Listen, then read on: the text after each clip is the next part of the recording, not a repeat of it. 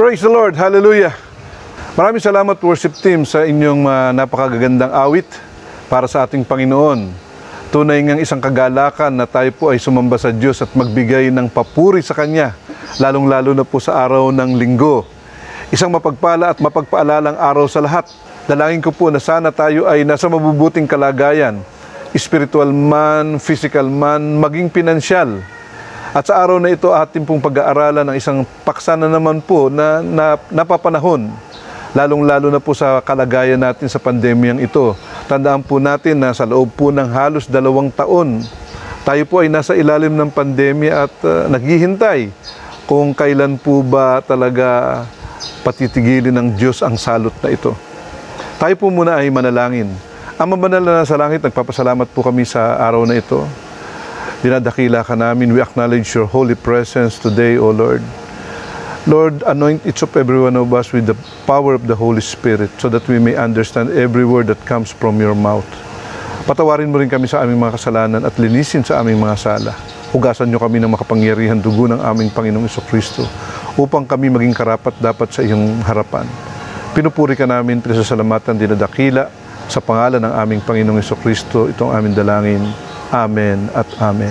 Bago po tayo magpatuloy sa ating pag-aaral, makinig po muna tayo sa isang napakagandang awit mula po sa worship team.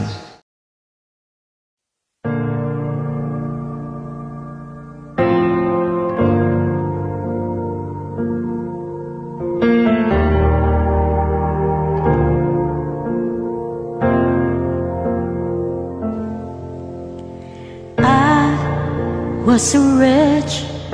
I remember who I was. I was lost, I was blind, I was running out of time. Sin separated, the breach was far too wide. But from the far side of the chasm, you held me in your sight. So you made a way across the great divide, left behind heaven's throne to build it here inside. Now there at the cross, you paid the debt I owed, broke my chains, freed my soul. For the first time I had hope. Thank you, Jesus, for the blood applied. Thank you, Jesus, it has washed me white. Thank you, Jesus, you have saved my life, brought me from the darkness into glorious light.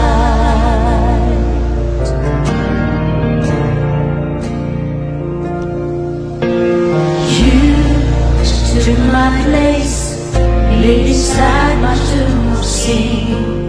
You were buried for 3 days, but then you walked right out again. And now death has no sting, and life has no end. For I have been transformed by the blood of the Lamb. Thank you, Jesus, for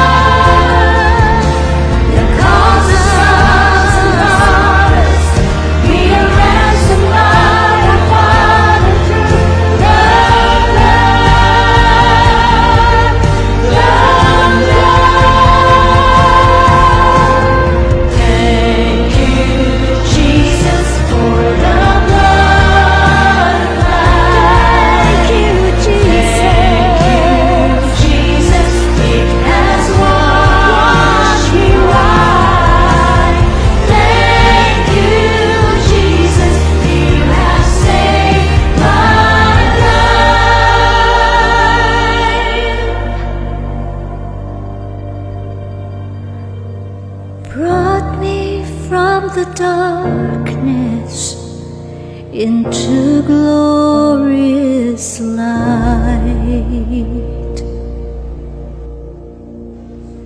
Glory to His name. Glory to His name. There to my heart was the blood of life. Glory to His name.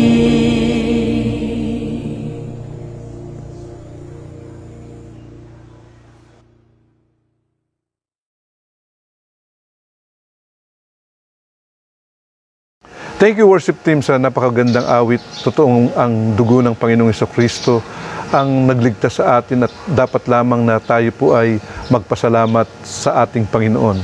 Truly, Jesus is the name who can trust and He is worthy of our praise. According to Matthew chapter 7, verse 24 to 27, Jesus said, "Therefore anyone who hears these words of mine and puts them into practice is like a wise man who built his house on the rock. The rain came down, the stream rose, and the winds blew and beat against the house. Yet it did not fall because it had its foundation on the rock. But anyone who hears these words of mine and does not put them into practice is like a foolish man who built his house on sand. The rain came down, the streams rose, and the winds blew and beat against that house, and it fell with great crash." The title of my message today, my 167th online preaching, is Established Position. Tunay na balot ng kadiliman at pagkatakot ang ating sanlibutan, lalong-lalo na po sa panahon ng pandemyang ito. Patuloy pong kumakalat ang salot, ang virus, isang kaaway na hindi natin nakikita. Katulad po ng dyablo, siya po ay kaaway nating hindi nakikita na parang liyong naghihintay ng mga bibiktimahin. At sa panahon na ito, kailangan po natin ng isang sandigan na masasandalan at maaasahan. At walang iba po kung hindi ang ating Panginoong Jesucristo. Siya ang ating tanging pag-asa, ang ating sandigan, ang ating masasandalan at mahihingan ng tulong anumang oras. At dapat po tayo ay magtiwala sa Kanya upang umigi ang ating buhay. Nang ang buong Israel sa pamumuno ni Moses ay umalis mula sa Ehipto, habang sila po ay pansamantalang nagkakampo sa tapat ng Pihahirot ng Baal Zephon bago po sila tumawid ng dagat na pula, nakita nila na parating ang Paraon kasama ang kanyang buong hukbo. Nang makita ito ng mga Israelita, sila po ay binalot ng matinding takot. At sila po ay dumaing kay Yahweh at nagsimula na nilang sisihin si Moises. Ayon sa Exodo Kabanata 14, talatang 11 hanggang 13, sinabi nila kay Moises, "Wala na bang mapaglilibingan sa amin sa Ehipto kaya mo kami dinala sa ilang para dito mamatay? Inilabas mo nga kami sa Ehipto, ngunit tingnan mo ang nangyari. Hindi ba't bago tayo umalis, sinabi namin sa iyo na ganito nga ang aming sasapitin? Sinabi na namin sa iyo na huwag mo kaming pakialaman at pabayaan na lamang kaming manatiling alipin ng mga Ehipsyo, sapagkat mas gusto pa naming maging alipin kaysa mamatay dito sa ilang." Sumagot si Moises, "Lakasan ninyo ang inyong loob, huwag kayong matakot. Tingnan na lang ninyo kung paano kayo ililigtas ngayon ni Yahweh. Hindi na ninyo muling makikita ang mga Ehipsyong iyan. Ipagtatanggol kayo ni Yahweh, pumanatag lamang kayo." Ito po ang sinabi ni Moises sa mga Israelitang nagrereklamo at balot ng takot nang makita nila ang Paraon at ang mga hukbo nito. At ayon nga po sa Exodus chapter 14 verse 13 to 14, Moses answered the people, "Do not be afraid, stand firm. You will see the deliverance the Lord will bring you today. The Egyptians you see today, you will never see again. The Lord will fight for you. You need only to be still." For 430 years, the Israelites were so dependent on the land of Egypt and made Egypt as their foundation of their lives. Sa loob nga po ng 430 taon, inakala nila na ang Ehipto ang kanilang tanging sandigan. sapagkat ang mga Israelita po ay nabuhay ng 430 taon dito po sa Egypt at sila po ay napaalipin sa mga Egyptians. At dahil po sa haba ng panahon, sila po ay nasanay ng mamuhay sa ilalim ng pagkakaalipin sa mga Egyptians. Napakabigat po ng kalagayan ng mga Israelita, subalit nakasanayan na nila na sila ay maging alipin, na sila ay maging dependent sa bansang Ehipto. At marami sa kanila ang nakalimot na sa Panginoong Yahweh. At ang pagiging alipin ay naging parte na ng kanilang buhay sa loob ng 430 taon. Ganito po ang kalagayan ng mga Israelita. Sila po ay nabubuhay sa takot, sa pagkaalipin. At ang kanilang lakas po ay ang kanilang kahinaan na. Oo, mga kapatid, mabigat po ito. Marami rin sa atin na ang lakas natin ay ang kahinaan natin. We stand on our weaknesses. Katulad po ng mga Israelita, they live in fear in Egypt and are used to enslave themselves for the Egyptians. Nasanay na silang maging alipin ng mga Egyptians at nabuhay sa takot sa kanila. Sila ay naging dependent sa Ehipto, sa kanilang pagkain, sa kanilang inumin at sa lahat ng kanilang pangangailangan. Hindi po ito nalalayo sa marami sa atin. Tayo po ay naging alipin ng sanlibutang ito. Naging alipin ng mga Amerikano, ng mga Hapon, mga Inchik. At sa panahon natin ngayon, alipin tayo sa sarili nating bayan. Egypt is a type of the world. Katulad natin ngayon, marami sa atin ang namumuhay nga parang nasa Ehipto, spiritually speaking. Marami sa atin ang alipin ng mundong ito, kaya nga ang tao ay naging makamundo.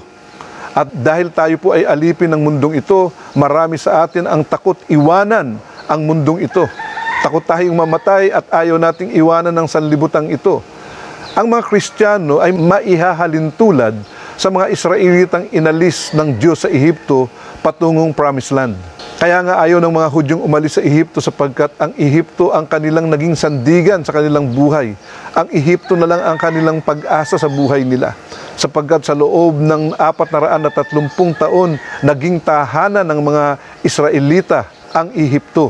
Katulad natin ngayon, marami sa atin na sa bibig lang nagtitiwala sa ating Panginoong Hesukristo. At habang nakahawak sa pundasyon ng sanlibutan ito, tunay ngang tama ang sinasabi ng banal na kasulatan na hindi tayo pwedeng maglingkod sa mundong ito kasabay ng paglilingkod sa ating Panginoong Hesukristo. Ano ba ang Promised Land at saan ba ito? Ang Promised Land ay isang lugar dito sa lupa na ipinangako ng Diyos sa mga Hudyo.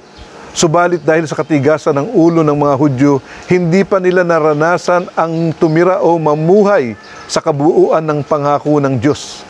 Sa ngayon nga po sila ay nakatira at umuukupa lamang sa 10% lupang ipinangako sa kanila ng Diyos.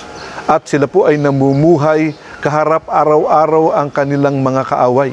Ganito po ang kalagayan ng mga Hudyo sa panahon natin ngayon. Makikita nga natin na ang Israel po ay maunlad sa panahon natin. Subalit sa kanilang kaunlaran, sila po ay nasa harapan ng kanilang kaaway araw-araw. Ipinangako ng Diyos sa mga Israelita ang lupang pangako. Subalit dahil sa kanilang katigasan ng ulo, hanggang ngayon, sila po ay nakatira lamang sa 10%. Alam nyo ba na 10% lang ng kabuuan ng Israel ang kanilang tinitirhan sa panahon natin ngayon? Sapagkat meron pong original plan out of God para sa mga Israelita na manirahan sa lupang pangako.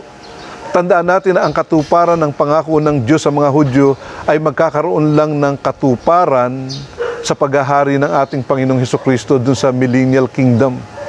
Maaring tanungin natin, Pastor, ang langit ba ay Promised Land?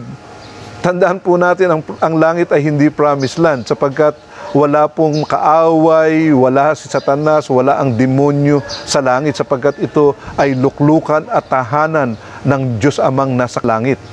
At tandaan po natin sa panahon ng paghahari ng Panginoong Hesukristo dito sa lupa, sa Millennial Kingdom, sa loob ng 1,000 taon, wala tayong kaaway sapagkat si Satanas po ay tinalian.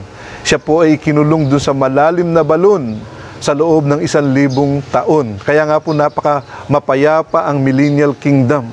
Ang mga tao ay mayroong malinis na puso, walang inggitan, walang samaan ng loob, sapagkat tinalian ng Diyos ang Satanas na nanunukso araw-araw sa buhay natin, sa ating panahon. At alalahanin nyo at tandaan po ninyo na pag tayo po ay nasa millennial kingdom na sa paghahari ng Panginoong Jesucristo, ang lahat ng tao ay makakaranas ng tunay na kapayapaan, kasama ang mga Hudyo sa kanilang tunay na promised land.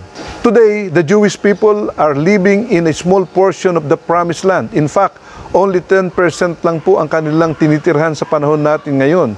Subalit sa panahon ng millennial kingdom, ang lahat ng Israelita ay mabubuhay doon po sa biblical promised land na ipinangako ng Diyos kay Abraham. According to Genesis chapter 15 verse 18, pakinggan niyo po itong mabuti. On that day, kailan yon? Sa millennial kingdom. On that day, uulitin ko, dito po sa Genesis chapter 15 verse 18, doon pa lang po sa pagsisimula ng mundo, sa aklat ng Genesis chapter 15, ito pong sinasabi, on that day, which means the millennial kingdom. Hindi itong panahon natin ngayon, kung hindi sa panahong darating sa 1,000 taong paghahari ng Panginoon. Ang sabi ng Bible, on that day, the Lord made a covenant with Abraham and said, to your descendants, I give this land from the river of Egypt to the great river, the Euphrates. Ganito po kalaki at kalawak ang lupang ipinangako ng Diyos sa mga Israelita, lalong-lalo na po kay Abraham. And for our information, the river of Egypt is the Nile River. And the Euphrates River is located at the northern Iraq. Ganito po kalawak po ang Israel na ipinangako ng Diyos. Ito po ay nagsisimula doon po sa Nile River sa Egypt hanggang sa Euphrates River o sa ilog ng Euphrates, diyan po sa northern Iraq. The breadth from Lebanon on the north to the desert on the south is 140 miles. The length from the Mediterranean to the Euphrates is about 400 miles, making an area of 56,000 square miles, equal to the state of New York and Vermont. Ganito po kalaki ang Promised Land, mga kapatid, sa mga nanonood at nakikinig. Ang lapad po ng Promised Land ay 140 miles at ang haba po naman nito ay 400 miles, na ang sukat ng Promised Land ay 56,000 square miles. Kasing laki po ito ng states of New York and Vermont. But today, Israel was only 140 miles by 40. An area smaller than the state of New Jersey. It means they only occupied the 10% of the Promised Land. Hallelujah. Praise the Lord. Sinasabi ko sa inyo ito, mga kapatid, upang tayo po ay magkaroon ng idea. Yamang tayo po ay nasa pandemya, bakit hindi tayo mag-aral? Alamin natin ang mga aral tungkol sa Biblia upang magkaroon po tayo ng malawak na pangunawa sa salita ng Diyos, sa mga pangako ng Diyos. At tandaan po natin na ikaw at ako, pagpasok po natin sa Millennial Kingdom, mararanasan din po natin ang Promised Land living. Amen. If we trust God and the world at the same time, chances are we are living on the 10% of the Promised Land. Ikaw po at ako, may pangako sa atin ang Diyos. Isang ganap na pangako para sa buhay natin. At kung tayo ay magtitiwala sa Diyos at magtitiwala sa mundo at the same time, sisiguraduhin ko sa inyong baka tayo po ay manirahan lang o mabuhay sa 10% ng promise ng Diyos. Marami sa atin po ang namumuhay sa 10% lang ng promise ng Diyos sa atin bilang mga anak ng Diyos. Kung hindi po tayo magtitiwala sa Diyos ng 100%, tayo po ay nagtitiwala sa Diyos at mamumuhay ng 10% lang. Katulad nga po sa mga eleksyon natin na naman ngayon. Maraming mga Pilipino ang umaasa sa mga politician. Marami po sa atin po ang sa panahon natin ngayon ay nagugulumihan sa eleksyon na darating. Noong isang araw nga po ako ay tinanong ng aking kaibigan mula sa Capas Tarlac kung sino po ang aking ibobotong presidente. Ang sabi ko sa kanya, kung sino ang may hawak ng blueprint o plano ng pagbabago at development ng Pilipinas, yun ang aking iboboto. Tandaan po natin na mahalaga po na hawak ng susunod na Pangulo ng Pilipinas ang plano o blueprint ng development ng Pilipinas. Kung nangangako lang sa atin ng kung ano-ano nung walang kakwenta-kwentang pangako. Tandaan po natin na marami sa ating mga politiko dito sa Pilipinas, hindi lang sa Pilipinas, sa ibang bansa din, ay pangako lang ang dala. Amen. Wala pong silbi ang mga pangakong yan. Tandaan po natin na mahalaga po sa pinuno ng bayan na hawak po ang blueprint o plano ng pagbabago, plano ng development ng bansa, lalo na ang bansang Pilipinas. Sa ngayon, naririnig na naman natin ang mga pangako ng mga sinungaling at mapagsamantalang politiko. Sabi ko nga sa kaibigan ko, kahit sino naman ang maging Pangulo ng Pilipinas, hindi ako personal na apektado niyan, sapagkat ang aking tunay na Pangulo ay ang Panginoong Hesukristo. Amen. Hallelujah. Tandaan po ninyo mga kapatid, kahit nung panahon na yon, maging si Cory, nung panahon na yun si Cory, ako po ay may isip na noon at may pamilya na. Nung panahon na yun si Cory, si Ramos, si Estrada, si Arroyo, si Pinoy, at maging ang Pangulong Duterte. Hindi po siya ang aking pag-asa, hindi po siya, bagamat sila ay mga presidente ng bansa natin, pero ang tunay na presidente at pangulo ng buhay ko ay ang Panginoong Hesukristo. My help comes from Him. Mas nakikinabang nga po ang Pilipinas sa akin kaysa ako ang nakikinabang sa Pilipinas. Sapagkat ang aking tinitirhan ay binabayaran ko ng buwis. Ang kinakain ko, binabayaran ko ng buwis. Ang kinakain ko, pinaghahanap buhayan ko. Hindi nga po tayo nanghihingi ng ayuda sa gobyernong ito. Tandaan po natin mga kapatid, pag ikaw ay nagtiwala sa Panginoong Hesukristo, ang kakainin mo, ang iinumin mo, ang dadamitin mo, pati ang iyong titirhan ay sagot ng ating Panginoong Hesukristo. Subalit tandaan po natin na mayroon tayong pananagutan sa ating bansa, at least para sa iba, lalo na ang mga naaaliping mahihirap.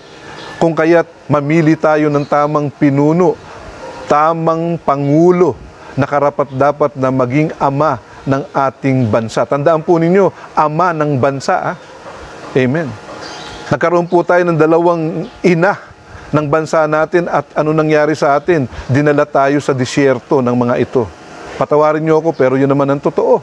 Huwag nating dayain ang sarili natin, sapagkat itinatalaga ng Diyos ang lalaki bilang pinuno ng tahanan. Ang bansang Pilipinas ay katulad ng isang tahanan.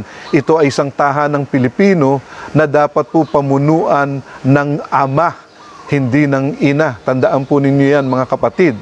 At tandaan po natin sa eleksyon na ito, tingnan po natin kung sino ang kandidatong hawak po ang blueprint, ang plano ng pagbabago at development ng bansang ito.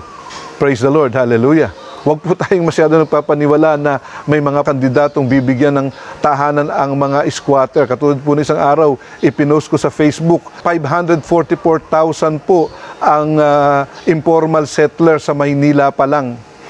Kinuwenta ko nga po kung magkano po ang magagastos kung sa 350,000 ang bawat isang bahay. 190 billion plus pesos ang kailangan para bigyan ng pabahay ang mga taga Maynila. Hindi pa kasama Quezon City, hindi pa kasama ang Cainta, hindi pa kasama ang buong Pilipinas na marami pong mga informal settlers o mga squatter sa bansa natin. Tandaan po natin na ito pong mga pangakong ito ay pangako lang ng mga sinungaling na mga kandidato.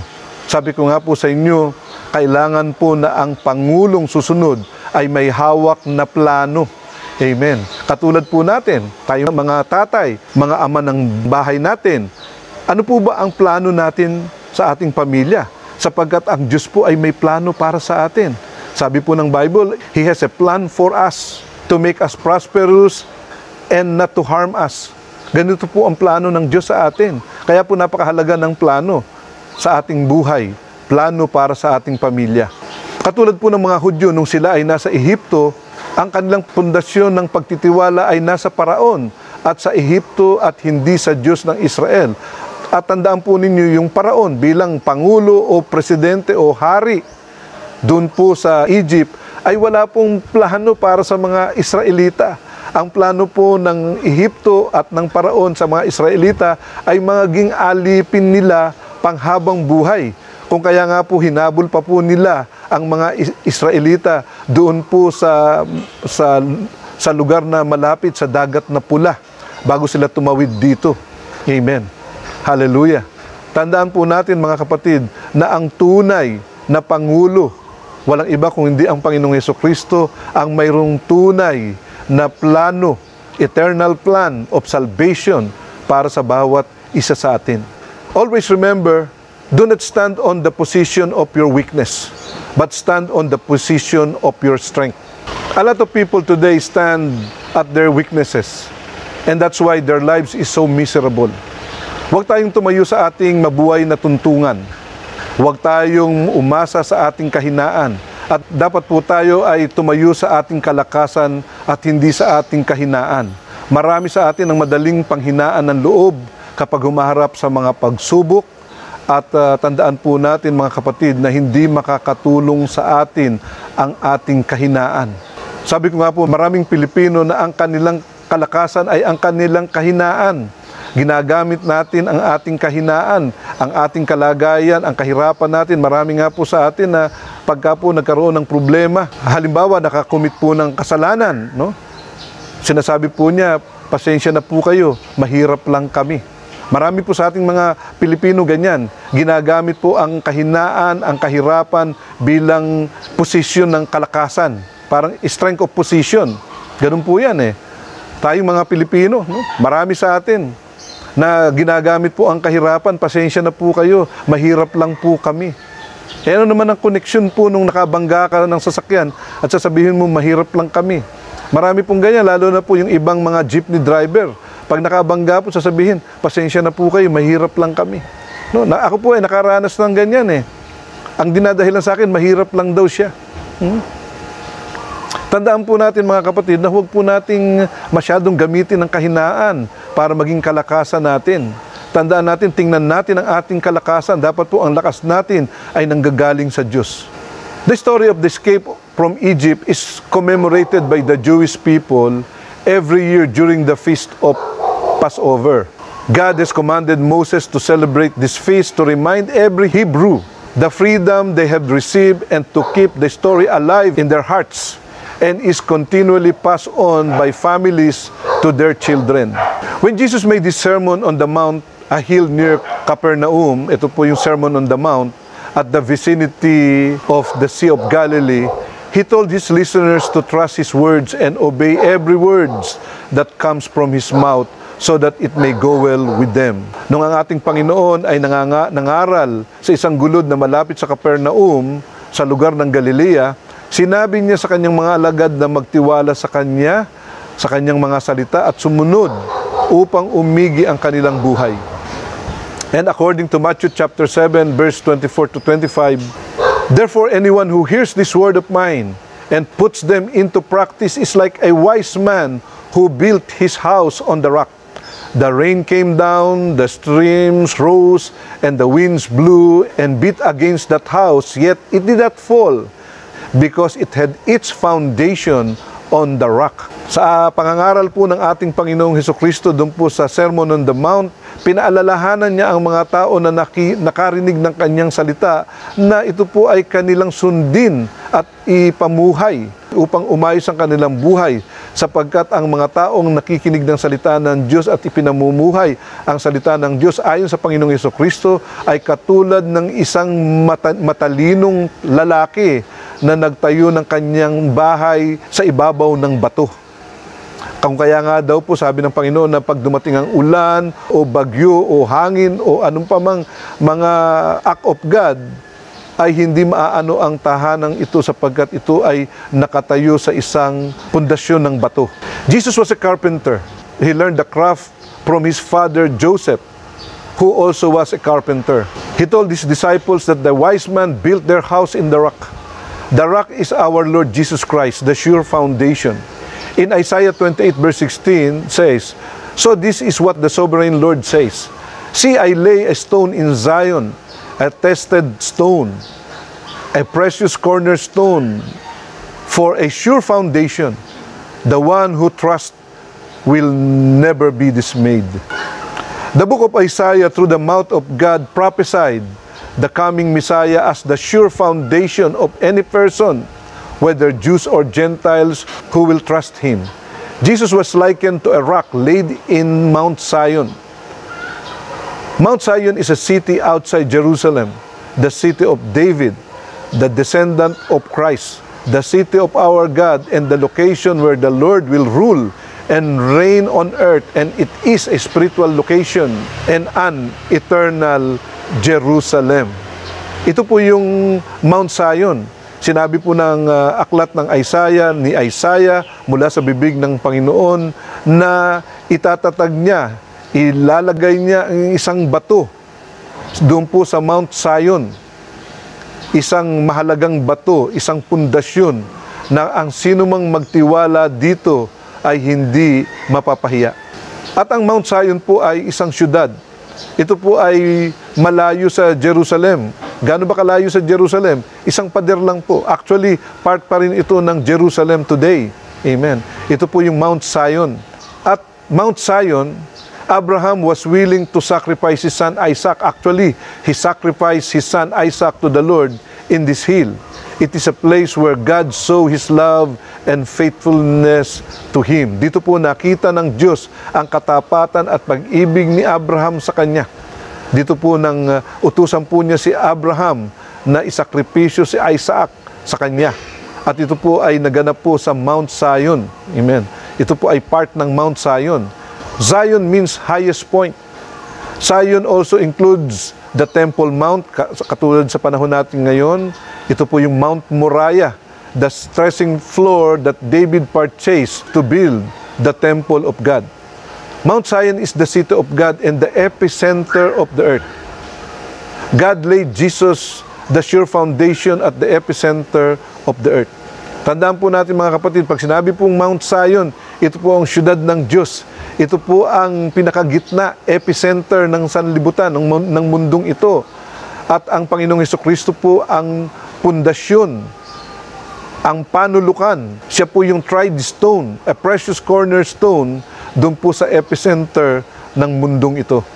After 7-year period of tribulation or the wrath of God, Jesus will return with His resurrected saints from heaven to reign and rule over the earth here in Mount Zion for 1,000 years. Ang Mount Zion po ang magiging headquarter ng ating Panginoong Hesukristo sa Millennial Kingdom. Dito po itatayo ang ika-4 na templo na siyang magiging luklukan ng ating Panginoong Hesukristo doon po sa Millennial Kingdom. And when Jesus returns to earth, He will kill all His enemies at the Battle of Armageddon. And the remnant of the Jews who had been protected during tribulation period will recognize Jesus as the Messiah and serve Him in a new temple built on Mount Zion. Amen. Praise God, mga kapatid. Ang aking pong mga sinasabi sa inyo ay mga mangyayari po sa hinaharap ayon po sa banal na kasulatan. Ang mga Hudyo pong maliligtas po sa tribulation period at ang magiging martir sa panahon ng tribulation period ay tatanggapin ng Panginoong Hesukristo bilang tagapagligtas ng kanilang buhay at sila po ay maglilingkod sa bagong templong itatayo dito po sa Mount Zion. In Genesis chapter 49 verse 24, but his bow remained steady, his strong arm stayed limber, because of the hand of the mighty one of Jacob, because of the shepherd, the rock of Israel. Sa Genesis chapter 49 po, binabanggit din po ang rock of Israel, the shepherd of Israel, the mighty one of Jacob. Wala pong iba kundi ang Panginoong Hesukristo. Kaya nga po, hindi po pwede na hindi natin pag-aralan ng Old Testament. Marami po sa mga Christian na New Testament na lang daw po tayo. Tandaan po natin na ang Old Testament po ang anino ng New Testament. Amen. Hallelujah. Praise the Lord. 700 years before the birth of Jesus, God put His word on the mouth of Isaiah about the coming Messiah. Inilagay po ng Diyos sa bibig ni Isaiah, 700 taon po bago isinilang ang Panginoong Hesukristo, ay inilagay na po ng Diyos sa bibig ni Isaiah ang mangyayari at darating na tagapagligtas ng sanlibutan ito. God told Isaiah that a tried stone, which is so precious, will be laid in Mount Zion. At ito nga po ang Panginoong Hesukristo. The tried stone is the Lord Jesus Christ. He is the foundation we can trust our house. The foundation of our family must be Jesus Christ. Mga kapatid, tandaan po natin na dapat po ang pundasyon ng ating pamilya na iglesia ng ating Panginoong Hesukristo, dapat po ang Panginoon ang ating pundasyon, ang pundasyon ng ating tahanan. Tandaan po natin na pag ang Panginoong Hesukristo ang pundasyon ng ating tahanan, matibay pong tahanan ito. At tandaan po natin, to make our house or family strong, we must obey and live by His Word every day. Amen. Praise the Lord. And during His Sermon on the Mount, Jesus talked about Himself, the rock, the foundation of the house, which means the temple of the Lord. That is us, the children of God. And the temple is the church that must be built upon the rock. Mga kapatid, gusto ko pong ipaunawa sa inyo na ang templong binabanggit po ng Diyos o yung house ay ang tahanan ng Diyos. Tayo, dito po sa atin nananahan ang Diyos. Ang bawat isang Kristiyano ay tahanan ng Diyos. At dapat ang tahanan ng Diyos ay nakatayo sa pundasyong bato na walang iba kundi ang Panginoong Hesukristo. Ayon po sa Matthew 16 verse 18, sabi po ni Lord kay Peter, I tell you that you are Peter, and on this rock, the Lord Jesus Christ, I will build my church, the temple of God, you and me, the children of God, and the gates of Hades will not overcome it. Napakasarap pong pag-aralan ng salita ng Diyos. Amen. Hallelujah. Sinabi po ng Panginoong Hesukristo kay Pedro na sa batong ito, walang iba kundi ang Panginoong Hesukristo, itatayo niya ang kanyang iglesia, ang ibig sabihin, ang pamilya ng Diyos.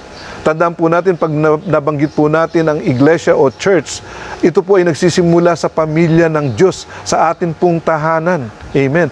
Ang ama, ang ina, at ang mga magkakapatid, ang tahanan ng Diyos, ito po ang bumubuo ng family, ng church, na dapat po tayo ay nakatayo sa pundasyon, walang iba kundi ang Panginoong Hesukristo, upang ang impyerno ay hindi magtagumpay sa atin. Amen. The church is the family of God that is built upon the rock. A family built upon the rock is a strong family because Jesus is not only the foundation of the house, He is also the builder of the house, which is the church. Tandaan po natin mga kapatid, kung ang Panginoong Hesukristo ang nagtatag ng pamilya natin, ang pamilyang ito ay matibay. Our house is the house of our Lord Jesus Christ. Alam ba ninyo na ang tahanan ng mga anak ng Diyos ay tahanan ng ating Panginoon at Siya po ang nagtatag nito? Sa mga nanonood at nakikinig, mga kapatid, tandaan po ninyo, pag ang tahanan po ninyo ay pinaghaharian ng Panginoong Hesukristo, ito po ay tahanan ng Panginoong Hesukristo. This is His dwelling place. At alam niyo naman po, pag sinabi pong dwelling place, ito po yung hiding place. Ang paligid nito po ay pinaiikutan ng mga dawag ng protection ng Diyos. At doon sa hiding place, andun po yung rabbi, andun po ang Panginoong Hesukristo. Ang siyang nagtuturo sa atin araw-araw kung ano ang gagawin natin. Ang isang tahanan na ang Panginoon ang nagtayo ay hindi mabubuwal kahit anong bagyo o kalamidad man ang dumaan. Tandaan po ninyo mga kapatid, na kahit anumang pandemya ang dumaan sa tahanan ng Diyos, ay hindi po ito mayayanig at hindi po maaapektuhan ng ekonomiya ng tahanan ng Diyos. Sa mga nanonood at nakikinig, pakinggan niyo po ito mga kapatid. Pag ang tahanan mo ay pinamumunuan at pinaghaharian ng Panginoong Hesukristo, hindi apektado ng pamilya mo ang kahirapan. Hindi ka makakaranas ng kahirapan, hindi ka magugutom, hindi ka pababayaan ng Diyos, lalong-lalo na po sa pandemyang ito. Doon po sa panahon ng pandemya, tayo po ay pinadadanas ng Lord na dumaan sa mga pagsubok. Sa panahon ng hindi pandemya, mga kapatid, ang mga Kristiyano ay sinubukan na. Hindi po tayo sinusubukan, mga Kristiyano, hindi po tayo sinusubukan ng Diyos sa panahon ng pandemya, sapagkat ang pandemyang ito ay dito po natin gagawin, dito natin ipakikita sa mga tao kung ano natutunan natin sa panahon ng wala pang pandemya. Tandaan po natin itong pandemyang ito, hindi ito eskwelahan. Hindi po ito panahon ng pag-aaral natin. Dapat ang isang Kristiyano ay natuto na bago magpandemya. Amen. Hallelujah. Ang hirap po sa atin kasi, ngayon pa lang tayo nag-aaral sa panahon ng pandemya, kaya eto, lungay-ngay kayo, lugamit, talunan. Tandaan po natin, ang mga anak ng Diyos hindi sinusubukan sa panahon ng pandemya. Sinusubukan ang Diyos sa panahon ng hindi pa pandemya. Nauuna po ang mga Kristiyano, no? Because the judgment begins in the house of the Lord. At ito pong pandemyang ito, ngayon ko po natutunan na hindi po ito pagsubok sa atin, sa mga Kristiyano. Dito po ang panahon na para po ipakita natin ang mga natutunan natin bago pa po magpandemya. Tandaan natin na kahit hampasin pa tayo ng malakas na hangin sa ating tahanan, kung ang tahanan natin ay itinatag ng Diyos, hindi ito maaano. Truly, houses are subjected to all calamities, and the house of our Lord Jesus Christ is not exempted. In fact, the house of Jesus must be tested even before the storm comes. Tandaan po ninyo mga kapatid, ang tahanan ng Diyos ay sinusubok ng Diyos hindi sa panahon ng pandemya. Bago pa dumating ang pandemya, sinubok na ang tahanan ng Diyos. Amen? Hallelujah! Kaya nga po madalas sinasabi ko sa inyo, pagdating naman sa panahon ng pandemya, kayo ay susuportahan, susuplayan ng Diyos sapagkat napagtagumpayan nyo na ang pandemyang yan bago dumating ito. Purihin ang Panginoon. Hallelujah! Nakikinig ba kayo mga kapatid? Baka natutulog pa kayo. Gumising na kayo. Ang pandemyang ito ay hindi panahon ng pagsubok ng Diyos. Dito natin ipakikita. This is the place, the time where we display what we have learned from the Lord. Amen. Hallelujah.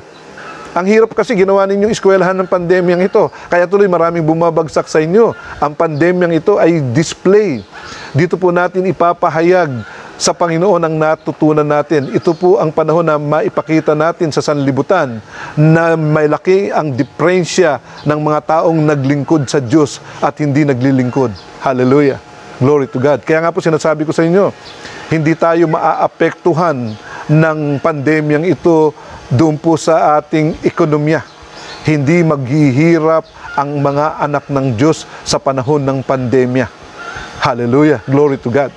The house of Jesus is life-worthy or deserve life from God. Tunay nga po na ang mga tahanan ng Diyos, ng ating Panginoong Jesucristo ay karapat-dapat sa buhay. Ang isang tahanan na si Jesus, ang Panginoon, ay isang matatag at buhay na tahanan.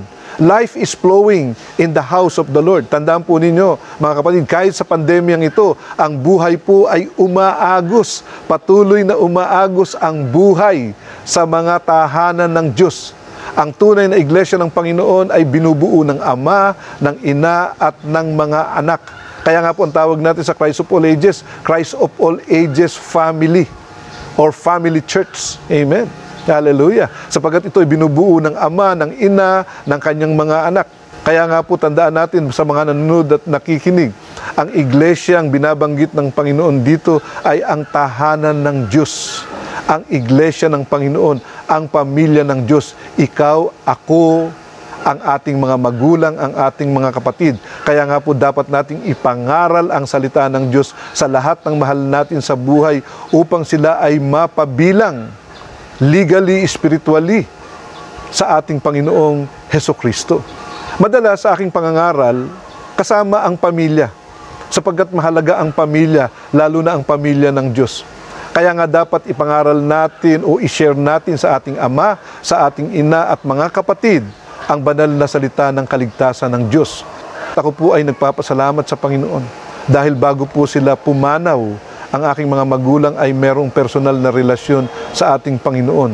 At yan po ang naging misyon ko bilang Kristiyano, na ipangaral ang salita ng Diyos, ang kaligtasan ng Diyos sa aking ama at ina at sa aking mga kapatid. At tandaan po natin na walang silbi ang ating mga luha, ang mga bulaklak o mga kandila sa ating mga patay na mga magulang o mga mahal sa buhay. Walang kabuluhan ang mga iyan. Madalas kung kailan papatay ang ating mga mahal sa buhay, noon lang natin ipinadadama ang ating pag-ibig sa kanila. Yung iba po hinahainan pa ng prutas, ng kandila, ng bulaklak. Wala na pong silbihan sa mga patay. At ang tunay pong pag-ibig na dapat nating ipadama sa kanila, sa ating magulang, sa ating ama, sa ating ina, sa ating mga kapatid, ay ang pangangaral ng salita ng Diyos sa kanila. Kailangan pong ibahagi natin sa kanila. We need to share the Word of God, the Word of salvation, to our family, to our loved ones. Amen. Hallelujah. Sapagkat kung gusto po nating ipahayag ang pag-ibig natin sa ating mga mahal sa buhay, ipahayag natin sa kanila ang pag-ibig ng Diyos sa lahat ng ating mga mahal sa buhay. Hindi mahalaga ang ating salapi kung walang relasyon naman sa Panginoon ang ating mga mahal sa buhay.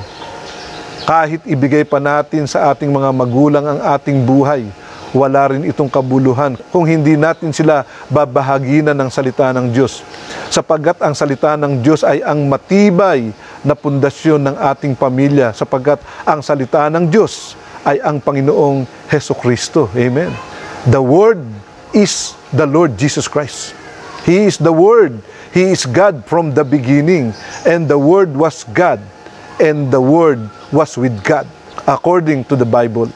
And Jesus told his disciples that if they will trust Him, they are like builders who build the house upon the rock. The house is the family that was built upon the rock.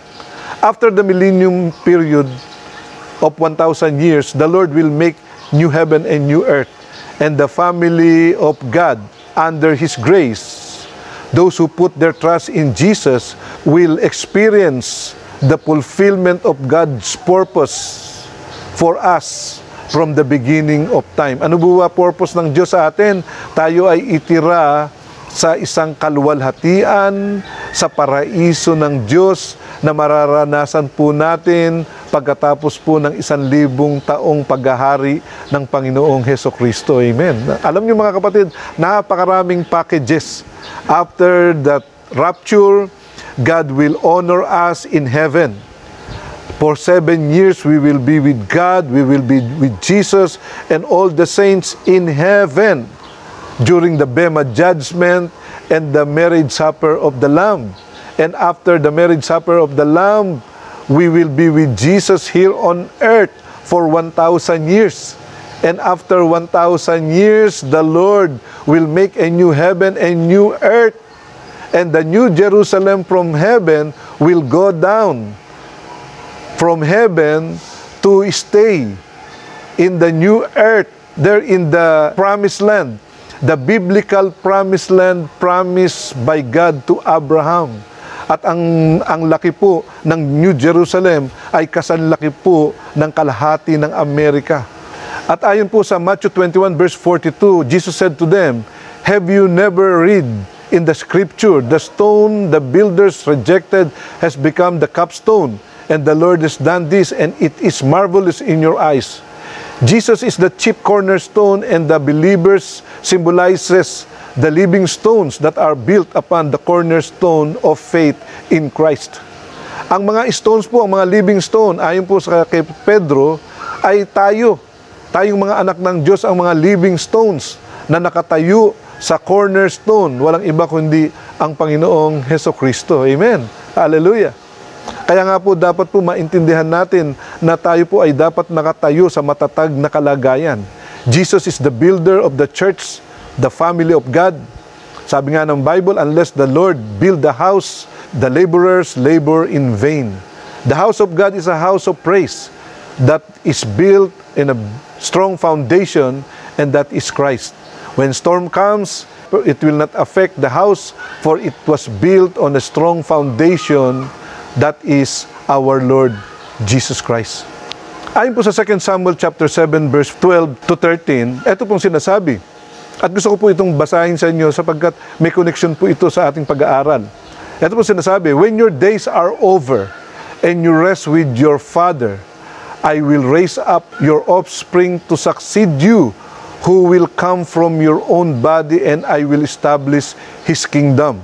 This is the kingdom, the millennial kingdom. He is the one, the Lord Jesus Christ, who will build a house for my name, and I will establish the throne of His kingdom forever. The builder of the house of the God was not Solomon, actually, because the temple of Solomon was built and has been destroyed long time ago. Even the second temple in 70 AD was destroyed. During the tribulation period, the third temple will be built but will be destroyed by God, so that the fourth temple, which is the last temple, will be built by the Lord Jesus Christ Himself as the King of Kings and the Lord of Lords. At sinabi nga po ng Panginoon sa 2 Samuel na sa mga araw na yun, na pag ang Israel ay nakapamahingan na, siya po ay magtatatag o maglalagay ng isang pinuno na siyang mamumuno sa panahon na yun, sa Millennial Kingdom. At siya ang magtatatag ng tahanan ng Diyos Amang nasa langit, ng pangwalang hanggang tahanan. Sa aking pagtatapos, ayon sa banal na salita ng Diyos, inilagay niya ang batong panulukan sa Mount Zion, na kung saan ang lugar na ito ay binuhusan ng dugo ng kordero ng Diyos upang ang lahat ay magtiwala dito magligtas. Tandaan po natin, sa Mount Zion, na kung saan dito po namatay ang ating Panginoong Hesukristo. Sa lugar na ito, sapagkat ang Golgotha o Calvary ay part ng Mount Zion, doon po sa Mount Zion, doon sa Calvary, ay nabubo ang dugo ng Panginoong Hesukristo. Nabuhos po ang dugo ng batong panulukan doon po sa Mount Zion. At tandaan po natin that only the blood of Jesus Christ can wipe away the sin of the world. Wala pong ibang paghahandog o maihahandog sa Diyos para sa kapatawaran ng ating mga kasalanan maliban sa dugo ng ating Panginoong Hesukristo. Today, Jesus is telling us to trust Him and make Him as the true foundation of our faith. Kailangan tanggapin ng lahat ng tao ang Panginoong Hesukristo upang magkaroon ng matibay na pundasyon ang kanilang pananampalataya at maging matatag ang buhay nila habang hinihintay natin ang ating Panginoong Hesukristo sa kanyang pagbabalik at magkaroon ng katuparan ang lahat ng ipinangako sa atin bilang mga anak ng Diyos. Isang magandang araw po sa lahat at pagpalain tayo ng ating Panginoon. Tayo po'y manalangin. Amang banal na nasa langit, nagpapasalamat po kami sa araw na ito. Tunay nga pong matibay ang aming tinatayuan dahil Ikaw ang aming pundasyon ng pananampalataya. Ama, sa pangalan ni Jesus, nagpapasalamat po kami sa inyo sapagkat Ikaw po ang naglagay ng batong panulukan. Ang iyong banal na anak na si Jesucristo ay itinalaga mo bilang pundasyon ng aming pananampalataya. At ang sino mang magtiwala sa Kanya ay hindi mapapahiya. Nagpapasalamat po kami sa araw na ito. Ama, sa araw na ito, pagpalain mo ang lahat na nanonood at nakinig. Dalangin ko, Ama, na pagpalain mo ang kanilang mga puso at isipan na maunawaan ang mensaheng ito. Tunay nga, Ama, na ang iyong bugtong na anak na si Jesucristo ang dapat na maging pundasyon ng aming buhay, ng aming pananampalataya, ng aming pamilya. Salamat po, O Lord. Dalangin ko na pagpalain mo ang bawat isang nanonood at nakikinig. Bless us, O Lord God. Protect us from this coronavirus and always build and strengthen our faith in our Lord Jesus Christ. Ama, sa pangalan ni Jesus, pagpalain mo ang buong sambahayang Pilipino. Pagpalain mo ang lahat ng mga Pilipino. Ingatan niyo po ang lahat ng Pilipino sa coronavirus at sana tunay na magkaroon ng kapayapaan at makakilala ang mga Pilipino sa iyo bilang tagapagligtas ng kanilang buhay sa pamamagitan ng iyong bugtong na anak na si Jesucristo. Ama, sa araw na ito, dalangin ko ang Israel. We pray for the peace of Jerusalem. We declare blessing, blessing, blessing over the whole nation of Israel. At pagpalain mo ang bansa, ang lahat ng bansa. Sana po gumaling na po ang lahat ng bansa sa coronavirus upang kami po ay makapagtipon-tipon na sa iglesyang itinalaga mo para sa amin. Tunay nga, Panginoon, na namimiss na namin ang mga churches namin.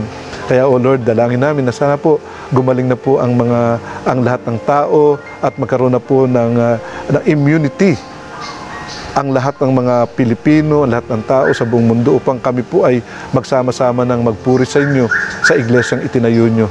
Maraming salamat po, Panginoon. Pagpalain mo ang lahat ng pamilya, pagpalain mo ang pamilya ko, ang aking asawa, ang aking mga anak, ang aking apo, ang aking mga construction workers, at ang lahat ng member ng Christ of All Ages. Pagpalain mo, Panginoon, ng bawat isa, at dalangin ko ang church ni Pastor Job Tullius, ang God Will Provide Church, at ang church ni Pastor Merihilla. Pagpalain mo ang body of Christ, at dalangin ko na ma-realize nila na ikaw lang po ang tunay na pundasyon ng aming pananampalataya. Maraming salamat, Ama. Dalangin namin na ang liwanag ni Jesus ay magningning sa buhay namin. Mahabag ka lagi sa amin at bigyan nyo kami ng tunay na kapayapaan sa pangalan ng aming Panginoong Hesukristo. Ito ang aming dalangin. Amen at amen. Maraming salamat po at to God be the glory.